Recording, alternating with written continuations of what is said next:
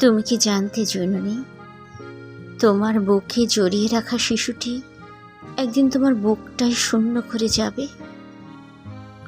যার প্রথম কান্নায় তুমি হেসেছিলে, সে একদিন তোমার কান্নার কারণ হয়ে উঠবে। তুমি কি কোনোদিনও ভাবতে পেরেছিলে তোমার রক্ত মাংসে গড়া সেই প্রাণ তোমাকেই ভুলে যাবে সময়ের স্রোতে? তুমি কি জানতে জননী, যে পায়ের চিহ্ন ধরে ধরে হাঁটতে শিখিয়েছিলে, সে পা একদিন তোমার ছায়াটাকেও ফেলে দূরে চলে যাবে? তোমার হাতে বানানো রুটির ঘ্রাণে যার শৈশব ভরে উঠেছিল, সে হাতের স্পর্শটুকুও সে একদিন অস্বীকার করবে। তুমি কি জানতে জননী, তোমার দেয়া প্রথম জগতের আলো তোমার জীবনটাকে অন্ধকারে ঢেকে দেবে? তুমি কি বুঝতে পেরেছিলে, যার দেহে তোমার দুধের শক্তি, সেই সন্তান তোমায় একদিন অবজ্ঞার গ্লানি দেবে?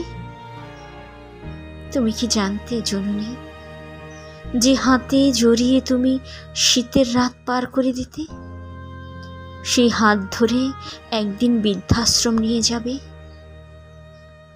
তোমার কি কোনোদিন ইচ্ছে করে না, যে কণ্ঠে মা ডাকার সুর শুনেছিলে, সেই কণ্ঠে বিদ্রোহের উত্তর শুনে একবার অভিশাপ দিতে? তোমার কি ইচ্ছে করে না, যে গালে প্রথম চুম্বন দিয়েছিলে, সেই গাল থেকে আজ দূরত্বের নীরব চিৎকার সরিয়ে দিতে? তবুও তুমি পারো না জননী। তোমার ভালোবাসা যে আকাশের মতো, সন্তান যতই দূরে যাক, তোমার আঁচলের তলায় তার জন্য আশ্রয় বোধ হয় চিরকালই থাকবে। তুমি আজও মঙ্গল কামনা করো, তোমার সমস্ত যন্ত্রণা ভুলে। তুমি তো জননী, তুমি তো অসীম, তুমি তো অনন্ত।